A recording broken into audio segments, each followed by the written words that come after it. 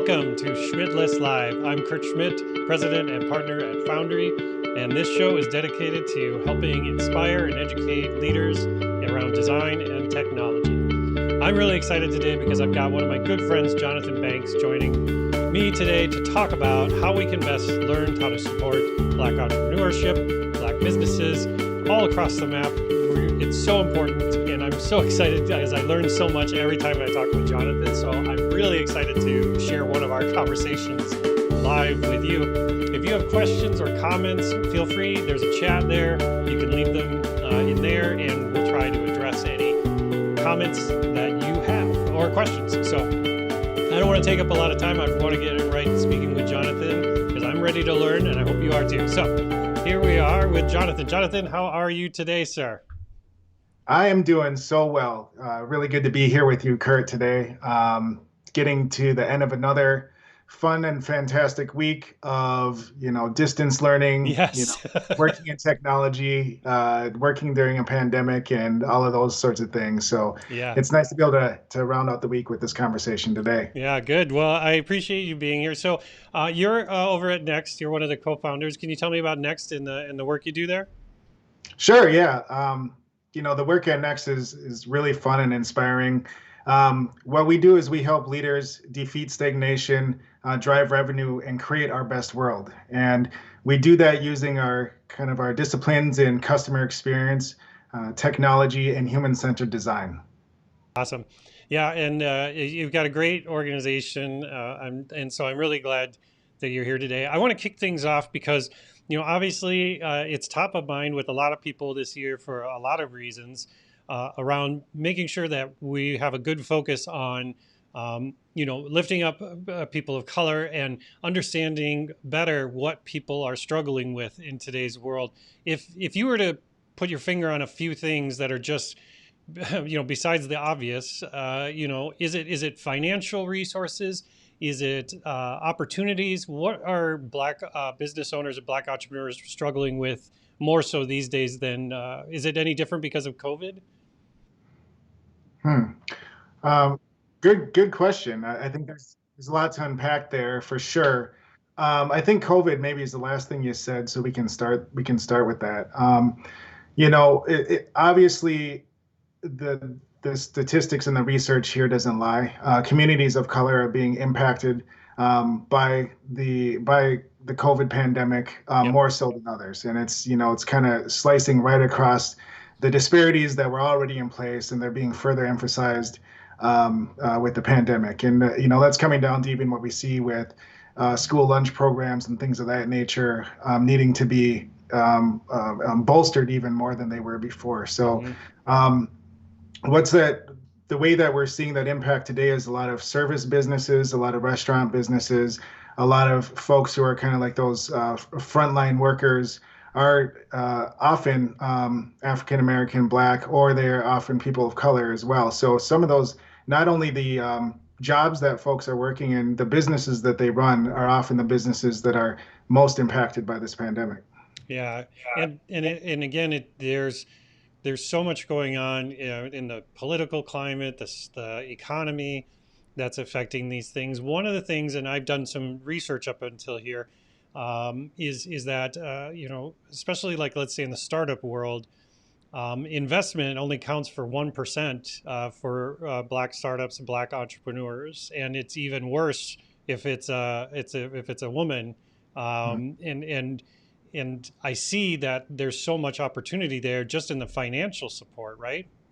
hmm there is, and I think that these are kind of some things that are, I would just say that are people can turn the dials on and they can change Yep. the way that they approach financing um, pretty directly. That's something that can be changed. Yeah. I think that there's kind of a deeper level, but maybe more transformational that we have an opportunity to take advantage of right now, given the climate of things and Mm-hmm. given the obvious nature of a need for change.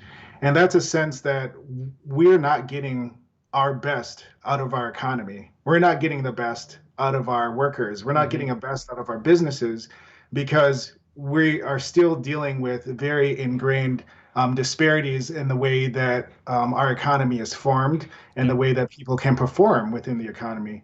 And I think that, yeah, when we're talking about turning the dial on, let's focus on putting more investment into Black-owned businesses. Let's put more investment into women-owned businesses. That's a very, very great place to start. Okay. And I think that there's a lot of energy around getting to the underlying issues right now too, that I think people are really interested in digging deep on and doing the work to make transformational change that will last us for the next generation and beyond that.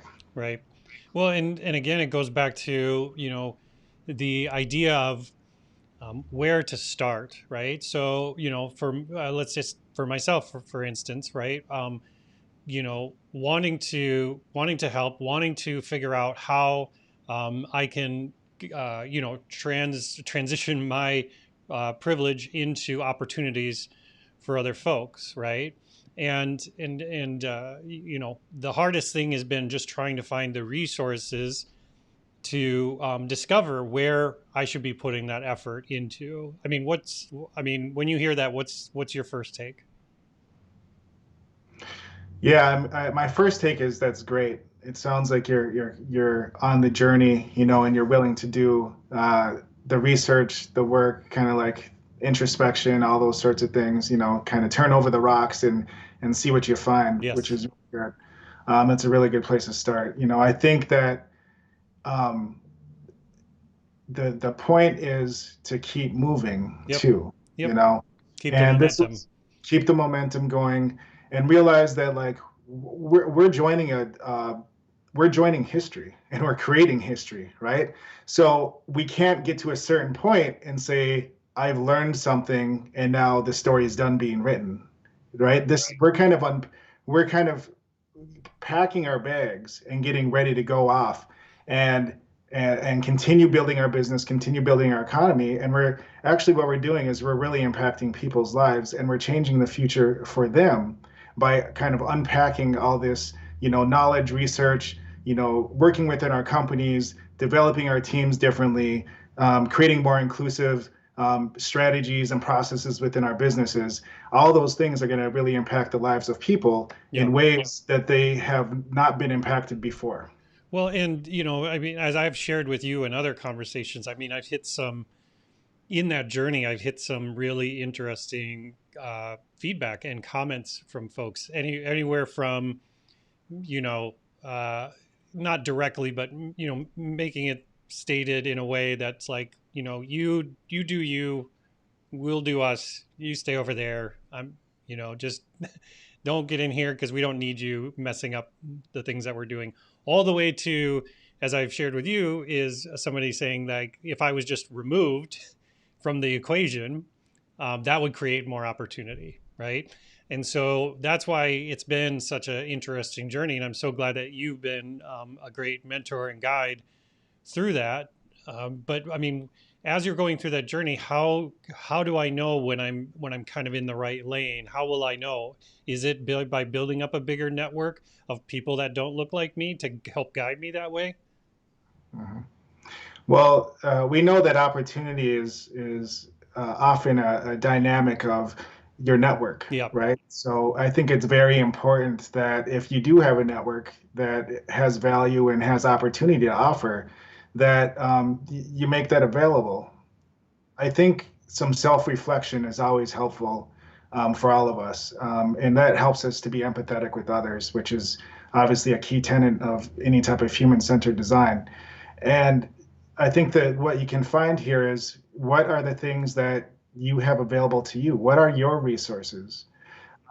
What are the opportunities that you have? Hmm.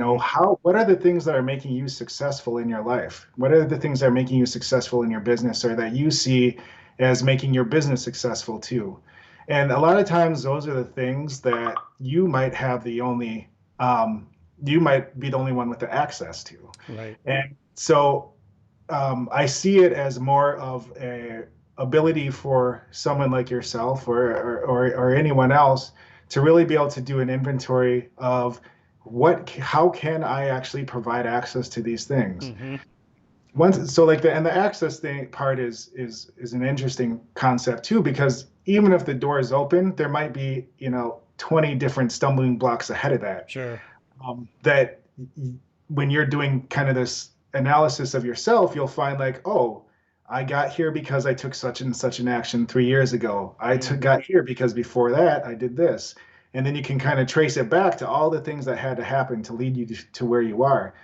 So these are things as these are activities that a person can do who has the opportunity, who has the access, not only to say like I'm creating this, let's say this investment fund for Black businesses, but I'm also understanding the path to succeed in that investment fund or to achieve that investment fund, which is just a very critical step in Yeah. actually making the action happen. Right. Well, and that's why I say, there's no easy button. You can't just subscribe to equity on Amazon and wait for it to show up at your door, right? you Right, you gotta go on the journey yourself, right? right, And right. it's that commitment, right? To your point, doing that audit of yourself, which I really love the idea of, like, what are the things that have helped get me to where I'm at? What are the things that are help keeping me where I'm at? And then how can I find ways to share those opportunities with other folks? Hmm. Hmm.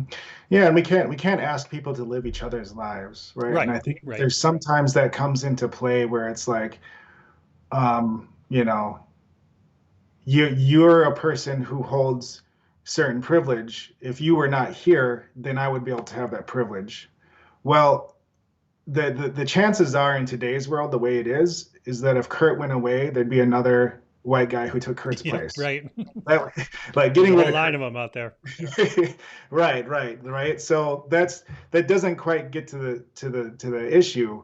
Um, I think that what the things that Kurt can do are a lot of things that Kurt does, right? I mean, it's like having the conversations, doing the introspection, creating the environment, creating a safe space, some psychological safety in your own environment that you have control over, Right. which can really be a fertile ground for non-white, innovators to come in and do their best type of work and create the future that they really deserve.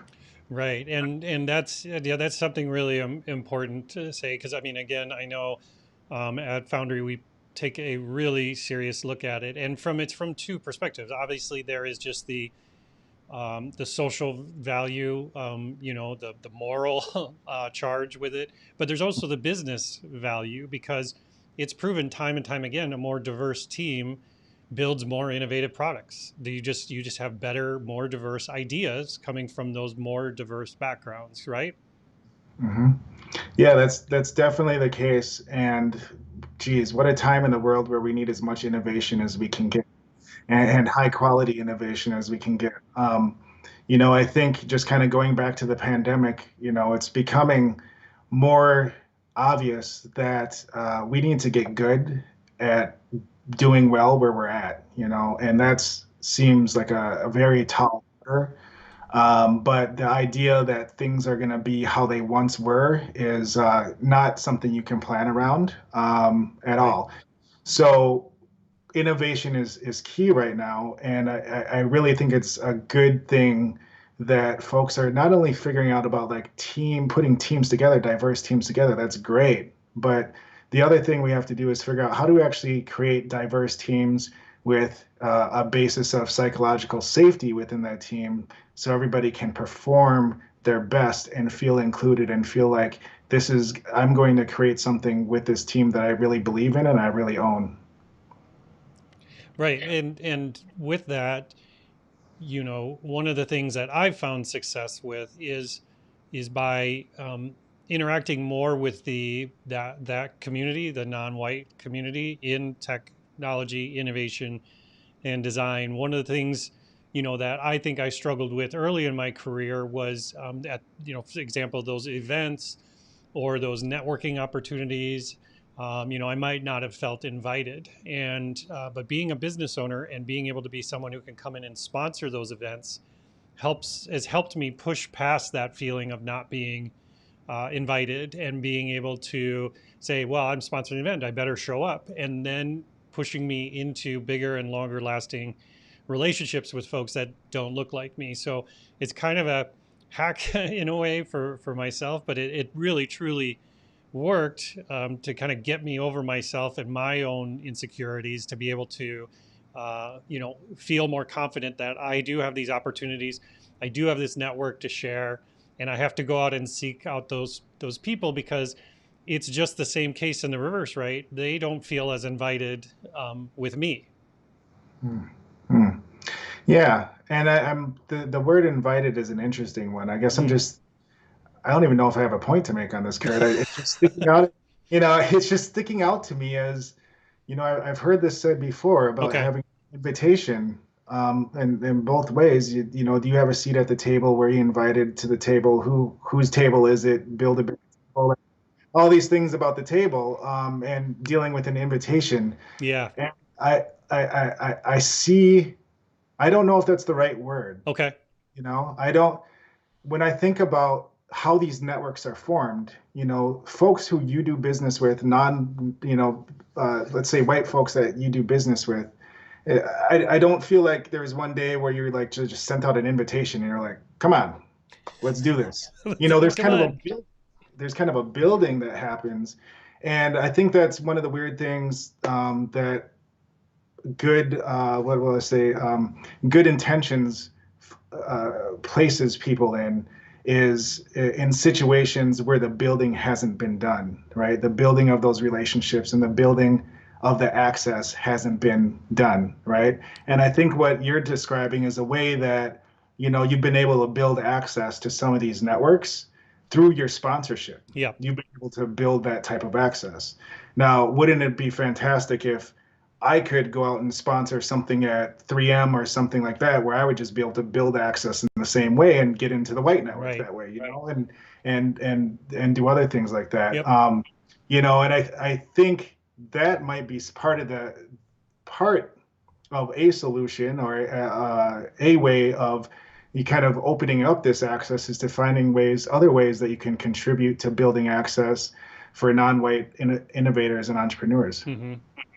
Yeah, because I think again it comes back to, when I grew up, I was a preacher's kid, and my father was building a church. He didn't wait for people to show up; he went to where they were at, and Yeah. and it is the same thing that I took on as a leader in my organization. Is I need to go where the people are at that I want to attract to places, instead of waiting for them to come. Because I've worked at other organizations where they put out a job posting, and then a lot of white people would apply, and then the people at the company would say, why are we putting more focus on diversity? And the response usually was, well, we put out the job posting and this is who applied, so what do you want me to do? Like, I can't do any more than that. And Yeah. that always bothered me, because it showed a lack of effort of actually trying to go out and access those networks that we're speaking about. Yeah.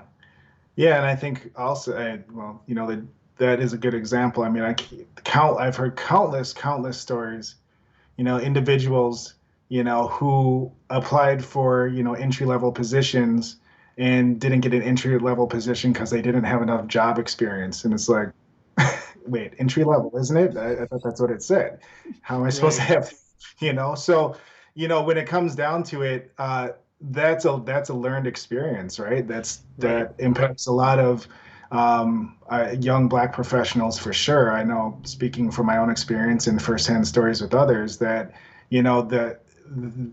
those pathways of access that that kind of that are kind of used as said to be doing enough or doing good enough to provide the access, aren't actually equitable in themselves in the way that they're deployed.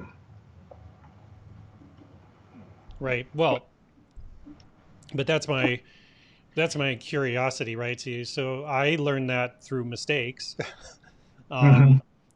and but I really hope to try to help other people realize you don't have to just make a ton of mistakes. There's a good way to go about this, right? Mm-hmm. Um, and a lot of times it's seeking help deliberately and intentionally from the outside, understanding that you might have an inherent or unconscious bias. You might have set up things in a way that don't feel inclusive to other folks. Like you'd said, doing inventory, taking stock, holding up the mirror, whatever analogy you want to say, and then being able to actually seek help, right? Seek outside guidance um, from any number of organizations, Hmm. Hmm. right? Yeah, and I think that, as business owners, we're pretty adept at doing this in most areas. Yeah, yeah, You know, and I think there's a great opportunity to leverage that kind of tenacity, that innovative spirit, problem solving spirit here. And, taking ownership of the problem that you're defining for yourself, right? I have 4 developer positions. 90% of the resumes are from white males that come in. I'm going to own that problem. And, I'm going to go past being curious. I'm going to treat this like I do any other problems in my business. I'm going to figure out where it's coming from and I'm going to resolve it, to the best of my ability. And what do we do when we look at problems? I mean, there isn't, I would be surprised at the last time you found a problem in your business and you didn't talk to somebody more knowledgeable than yourself about it. I mean, that's usually we have co-founders, we have partners, we have mentors, we have yep, all these resources that we reach out to when we're facing something that we may have not faced before or faced before and been unsuccessful in resolving, but knowing that we're going to own it this time and we're going to make sure we get it right. right. And that's the thing is like that's why it's so important as that business owner is that if everybody in your network looks like you're not going to have somebody to reach out to talk to about this specific thing, right? Yeah, yeah, definitely, definitely. I think one of the earliest things you learn about running a business is having that diversity of thought. Leveraging your network is super important, but also it's balancing all of your resources and knowing how to balance those. And it's important to know when you're out of balance, right? And Yep. we can't move past our network and just look at other things within our business. Our network has to be balanced as well. Yeah, and that's why the next thing I wanted to talk to you about is those resources for building that network. I mean, I see, especially this year more than ever. I mean, there's lists of black-owned businesses. There's lists. There's tools out there that can help you find and understand where black businesses are and where you can support them, and how you can make that more of a priority in either the way you do business or even just the way you run your household or where you order food from or whatever the case may be. I mean, what's your thoughts on that? Putting a shot or a spotlight more on calling out those businesses specifically for individuals. Do you think that's a positive thing? Yeah, I think it is positive. I think it doesn't come without some risk involved, but but I'll just talk about the positive Okay. to start. I mean, first is a lot of people just don't know. So it's good, I'll say um, a lot of business owners don't know about who they can be partnering with. A lot of business owners don't know about where they can go to find employees, um, vendors and things of that nature. It's just like it's good that there is more publicity around the great non-white businesses that exist in the world and a kind of a welcoming them into the ecosystem that is like the majority of the economy of the country. Hmm. That's a super positive thing. So that should obviously keep going. And I think it also shows a lot of commitment on the part of the business community to actually say that we're going to do something we know how to do to make a change here, right? Right. Like we know how to create a list of black-owned businesses and call them up and see if we can do work with them. Like and I guess I'd be interested to know how well that's working Right. for not only the folks who are trying to make a change, but who are, businesses, black-owned businesses or other non-white businesses looking for new business as well.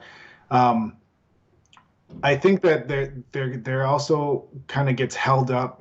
This kind of builds an environment which um, you know, where the idea of failing fast doesn't quite translate for Sure. like non-white businesses as well. So like, you know, if you were to have a bad experience going to this one place, you know, you might kind of cast that whole place with that experience, which I think is, yeah, not the fault of anybody on that list, but it's kind of a fault of the type of scenario that we built by creating those lists. Hmm. And so, you know, I guess that's the only thing that causes me some pause with them. But I think overall, it's a step that we have to go through, you know, as a business community to kind of get to that next level of just having total inclusivity and not a need for a list like that anymore because our, you know, our marketing pathways are open, our advertising is open, all those sorts of things, access to capital. These Right. things have been opened up. We don't need the list anymore. But that's not where we are right now. Right, and that's the thing. There's no magic bullet. Otherwise, it probably would have been used by now. So I look at these types of things as just like you were explaining, Jonathan, as a series of steps, a journey, right? Milestones to look back and say, did that have impact? Okay, how can we expand upon that? And looking at as a much more iterative approach instead of just wandering around in the wilderness trying to find some way to just hit it with a hammer and be done. You know? Mhm. Yeah, and that's a super good analogy, right? Because I feel like, you know, sometimes what we hear sounds like wandering, you know? Yep. It sounds like it would look like wandering, I guess is what you might say. But it sounds as if wandering, but it also is like I'm on a journey. Oh, I found out I'm going the wrong way. I'm going this way now, right? That's less wandering and very intentional and trying to find things that work. And you know, to find the best path, that's some of what needs to happen. You know, I mean, like you said, there is no magic bullet, and I think that it would be a shame if there actually were, because that would not be something that would be innovative. That would be more declarative and saying this is the way that it has to be done. Right. Which, as we know, that's rarely ever. I don't think that's ever worked. Right. Well, and that's why I say that I think it's easier for people to start to make true change bit by bit instead of just all of a sudden waking up the next day and saying, well, I'm doing everything differently now. Mhm. And, you know, it's like a diet, right? It's like, I'm not going to stick to that. Mhm. You know, making those small iterative changes, like you were saying, adding more diversity to your network, you know, spending your money in a more diverse way, making your investments in a more diverse way, you know, being able to just um, go in and take small steps and start moving the needle, you know, is what I've found because again, as a person who is trying to make a difference that way, you know, it can become overwhelming and you know, it's not like I'm sitting here at the woke spa like yelling at other white people to be more diverse. I'm working on it, yeah, and I think you know, building a network with people like yourself in it, Jonathan, have been extremely valuable to me on my journey. So I can't stress enough to people to build that diversity in their network and build true relationship with those folks because that's how you're going to learn and that's how you're going to grow. Mhm. And there is so much to connect on. You know, I think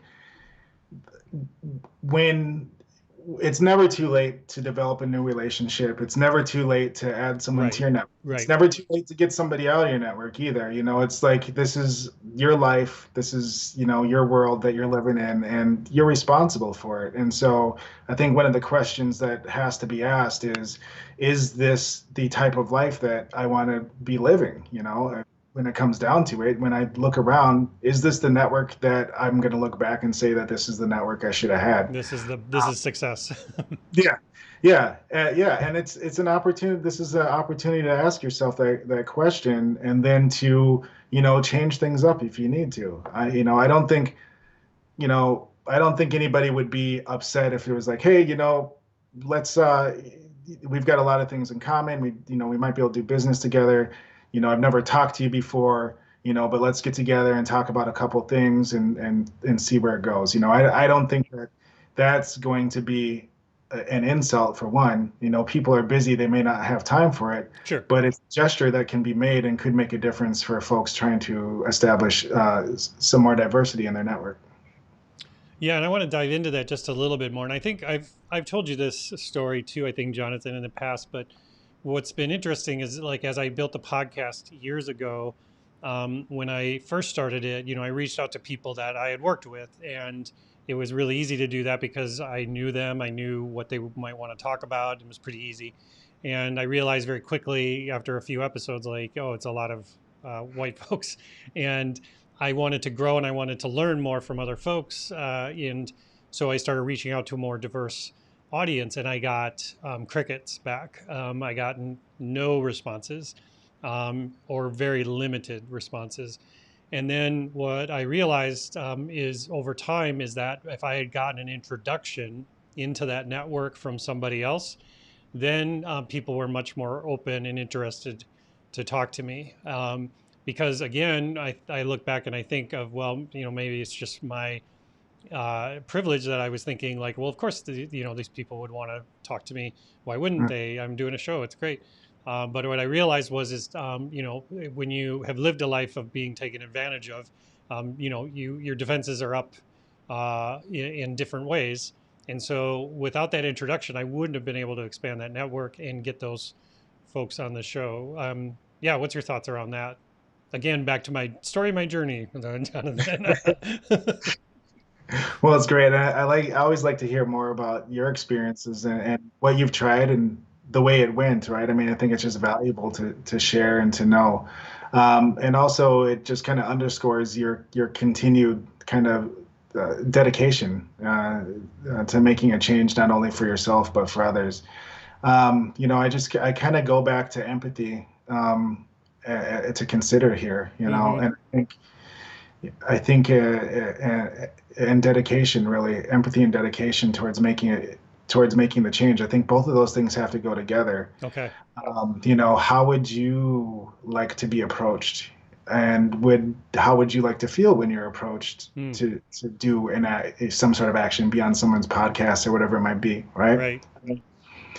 I Podcasts are great, right? I mean, it's a good thing to be on, but there's no reason to assume that people don't already have a hundred podcasts they can be on if they, if they're invited to be there, right? I mean, that's so that might not be enough to pull Right. someone in, right? I Right. mean, for you, you've got a busy schedule. I'm sure you'll want to know what's in it for you, or are you my friend, or why would I be doing this? So I think, Hmm. that empathetic approach is super important, and I think what I find is that often that first kind of step, that first olive branch is kind of me. That's kind of like what's in it for me. And like Okay. when that Got it. olive Yep. branch doesn't work, then it's kind of like, wait a second. I have to think about what's in it for the other person and make this about them.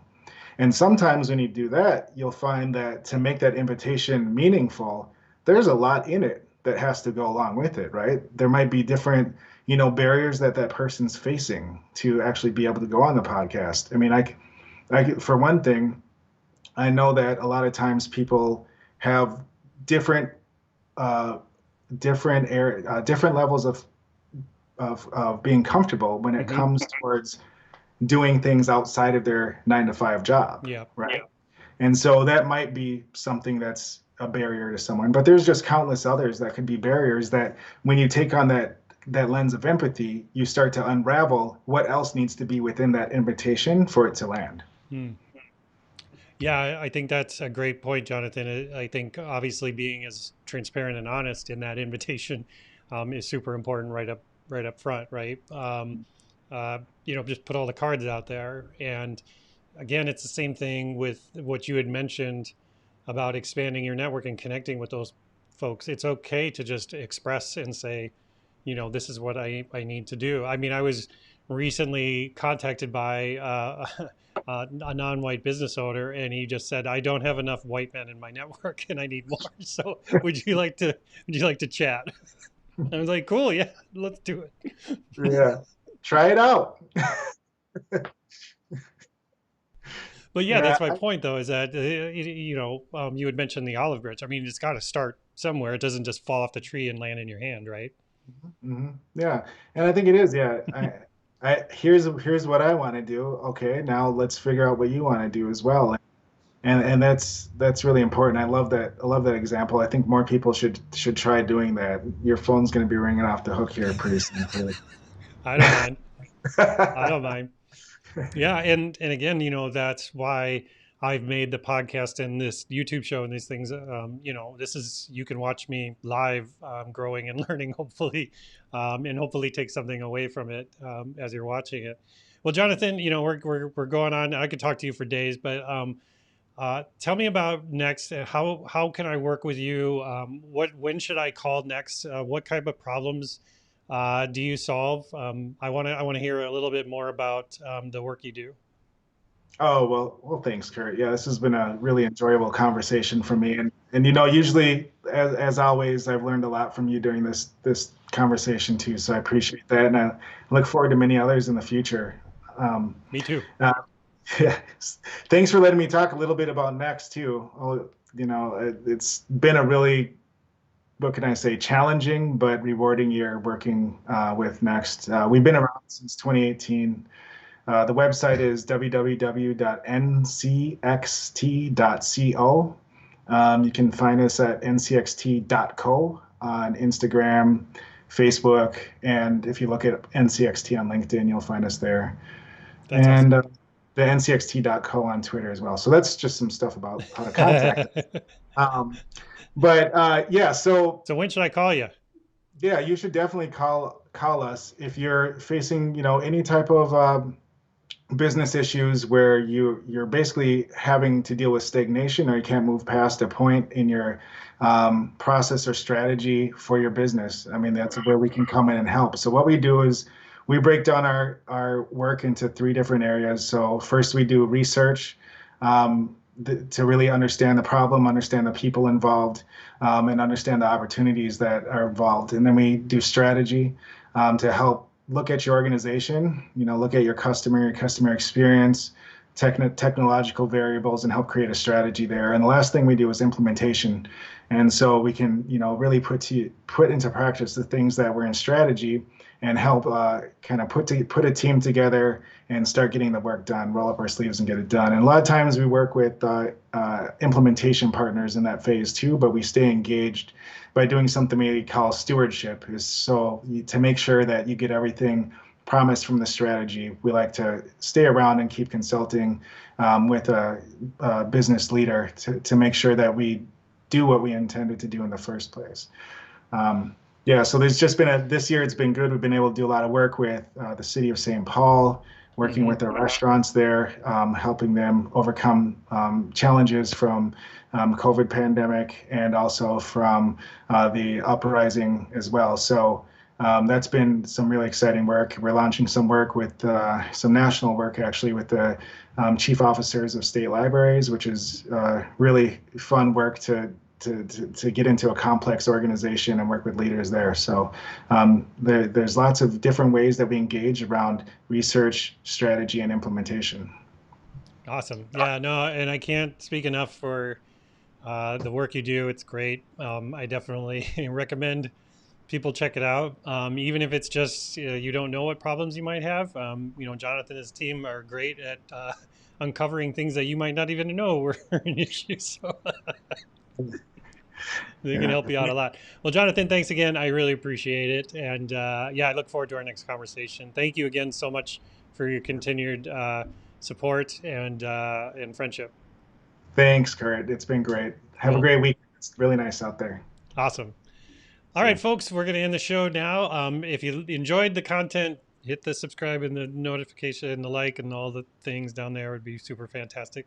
Um, we got a lot more fun shows coming up where we're going to dive deeper into all things technology, design, diversity, HR, getting a job, career development, all those things. So many things. If you've got ideas or things or people you feel like would be cool to have on the show, make sure you message me. Leave a comment down in there. I thank you so much for joining me. I really appreciate it. Have a great rest of your Friday and a happy weekend. I'll talk to you soon.